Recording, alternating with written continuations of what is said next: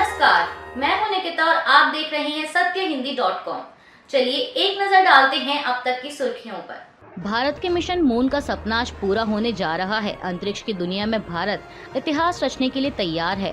भारतीय अंतरिक्ष अनुसंधान संगठन के तीसरे मिशन मून के तहत चंद्रयान 3 का लैंडर मॉड्यूल आज बुधवार 23 अगस्त की शाम 6:04 पर चंद्रमा की सतह पर सॉफ्ट लैंडिंग करेगा और ऐसा करते ही भारत चंद्रमा के दक्षिणी ध्रुव पर पहुंचने वाला दुनिया का पहला देश बनकर इतिहास रच देगा। आपको बता दें कि भारत से पहले चंद्रमा की सतह पर अमेरिका, रूस और चीन भी सॉफ्ट लैंडिंग कर चुके हैं, लेकिन उनकी सॉफ्ट लैंडिंग चंद्रमा के दक्षिणी ध्रुवीय क्षेत्र पर नहीं हुई है। इसरो ने कल मंगलवार 22 अगस्त को जानकारी देते हुए कहा कि चंद्रयान 3 मिशन निर्धारित कार्यक्रम के अनुसार आगे बढ़ रहा है। अंतरिक्ष एजेंसी ने कहा कि इसरो टेलीमेट्री, ट्रैकिंग और कमांड नेटवर्क में स्थित मिशन ऑपरेशंस कॉम्प्लेक्स में उत्साह का माहौल है। इसरो ने बताया कि चंद्रयान 3 के चंद्रमा की सतह पर उतरने का सीधा प्रसारण आज बुधवार शाम 5:20 से शुरू किया जाएगा।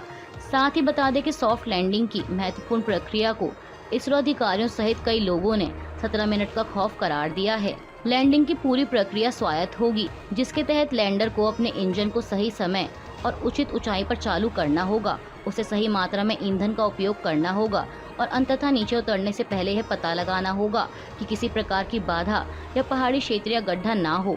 वहीं आज बुधवार 23 अगस्त को चंद्रयान 3 की सफल लैंडिंग का पूरा देश उत्साह के साथ इसका बेसब्री से इंतजार कर रहा है। पश्चिम बंगाल की मुख्यमंत्री ममता बनर्जी ने चंद्रयान 3 की लैंडिंग को लेकर खुशी जताते हुए कहा कि चंद्रयान 3 की सफलता पूरे देश के लिए गर्व करने वाली बात है। हम सभी को इसकी सफल सॉफ्ट लैंडिंग की खुशी मनानी चाहिए। उन्होंने कहा कि इसरो की टीम भारत की है, उनकी कड़ी मेहनत देश की प्रगति का प्रमाण है, जो यहाँ के लोगों, वैज्ञानिकों और अर्थशास्त्रियों से मिली है, न कि किसी राजनीतिक पार्टी से। मुख्यमंत्री ने कहा कि इसमें देश भर के वैज्ञानिकों का अहम योगदान है। इस मिशन में बंगाल समेत देश भर के वैज्ञानिकों ने काफी योगदान दिया है।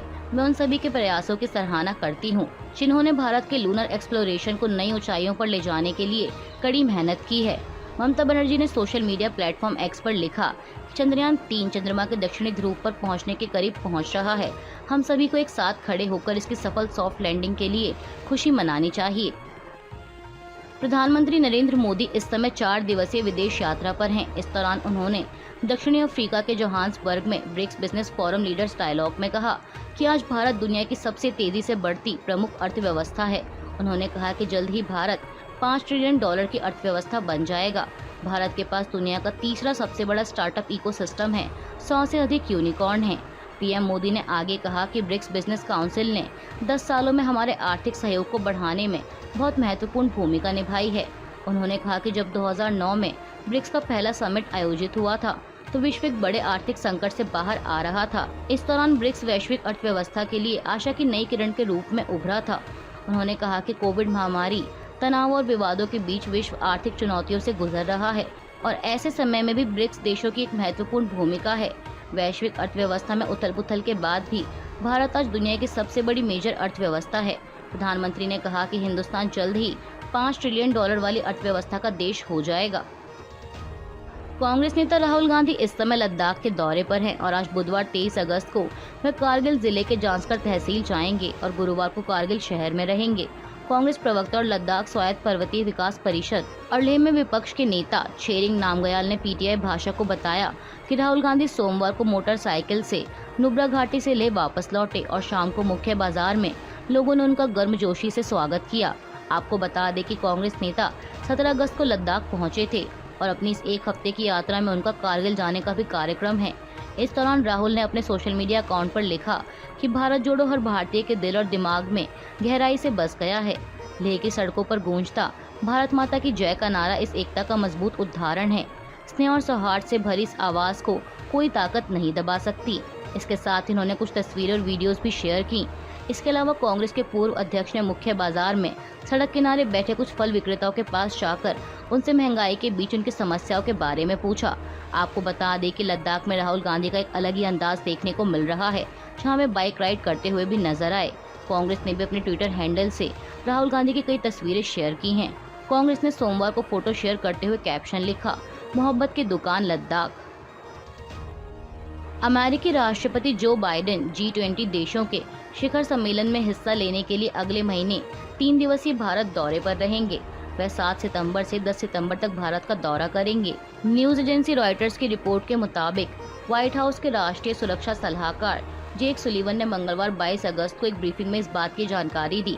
अधिकारी ने बताया कि बाइडेन के दौरे के दौरान वैश्विक चुनौतियों से निपटने और गरीबी से बेहतर ढंग से लड़ने सहित बहुपक्षीय विकास बैंकों की क्षमता बढ़ाने पर चर्चा की जाएगी। इसके अलावा व्हाइट हाउस की प्रेस सचिव कैरिन जिन पियरे ने कहा कि राष्ट्रपति बाइडेन और G20 साझेदार वैश्विक मुद्दों से निपटने के लिए चर्चा करेंगे। इसमें स्वच्छ ऊर्जा, जलवायु परिवर्तन का मुकाबला करना, यूक्रेन संघर्ष के आर्थिक और सामाजिक प्रभावों को कम करना शामिल है। दरअसल भारत को पिछले साल 1 दिसंबर को G20 की अध्यक्षता मिली थी। इसके बाद से विभिन्न मुद्दों को लेकर कई बैठकें हुई हैं। वहीं इस बीच मई में यूएस के विदेश मंत्री एंटनी ब्लिंकन भी भारत में G20 के विदेश मंत्रियों की बैठक में शामिल हुए थे। भारत में आयोजित किए जा रहे G20 शिखर सम्मेलन के दौरान 8 से 10 सितंबर तक सार्वजनिक अवकाश घोषित हो सकता है। हालांकि इसे लेकर कोई आधिकारिक जानकारी सामने नहीं आई है, लेकिन इस खबर के आने से दिल्ली के अलग अलग बाजारों के व्यापारियों के बीच कई तरह के सवाल उठ रहे हैं। कारोबारी इस उलझन में है कि कौन से मार्केट बंद रहेंगे और कौन से नहीं। वहीं इस बीच जन्माष्टमी भी 6 और 7 सितंबर को पड़ रही है, जिसके चलते व्यापारियों के मन में सवाल है कि इस बीच बिजनेस कैसे हो पाएगा। ट्रेडर्स में भी भ्रम की स्थिति बनी हुई है। Chamber of trade and industry के चेयरमैन ब्रिजेश गोयल और अध्यक्ष सुभाष खंडेलवाल ने कहा कि मीडिया में चल रही खबरों के मुताबिक G20 शिखर सम्मेलन के दौरान बाजार, सड़कें, रास्ते, ऑफिस, स्कूल और कॉलेज बंद रहेंगे। वहीं अब इस मामले को लेकर 100 से ज्यादा मार्केट एसोसिएशंस ने इस मुद्दे पर CTI से संपर्क किया है। ब्रिजेश गोयल ने कहा कि पहले कहा जा रहा था कि लुटियन दिल्ली के आसपास के बाजारों को बंद रखा जाएगा। अब पुरानी दिल्ली के बाजारों समेत अन्य मार्केट्स को लेकर भी तरह तरह की बातें हो रही हैं। ब्रिजेश गोयल ने बताया कि 6 और 7 सितंबर को जन्माष्टमी है। 8 से 10 तक छुट्टी रहेगी, तो लोग बाहर घूमने के लिए छुट्टी प्लान कर रहे हैं। ऐसे में CTI ने विदेश मंत्री S जयशंकर को पत्र लिखा है। इसमें गुहार लगाई गई है कि बाजारों को बंद ना किया जाए। ट्रेडर्स चाहते हैं कि दिल्ली के बाजारों में विदेशी मेहमान घूमने फिरने आएं, पुरानी दिल्ली के स्वादिष्ट व्यंजनों का स्वाद लें और यहाँ के कपड़े और मशहूर चीजें खरीदें। उन्होंने कहा कि केंद्र साफ करे कि कौन सी सड़क और बाजार बंद रहेंगे। वैसे भी मार्केट बंद करने का औचित्य नहीं बनता है। कई बाजारों को सजाया और संवारा गया है। अगर मार्केट बंद ही कर देंगे तो उसके सौंदर्यीकरण का क्या लाभ होगा। अभी के लिए बस इतना ही। बाकी की खबरों के लिए जुड़े रहिए सत्यहिंदी.com के साथ।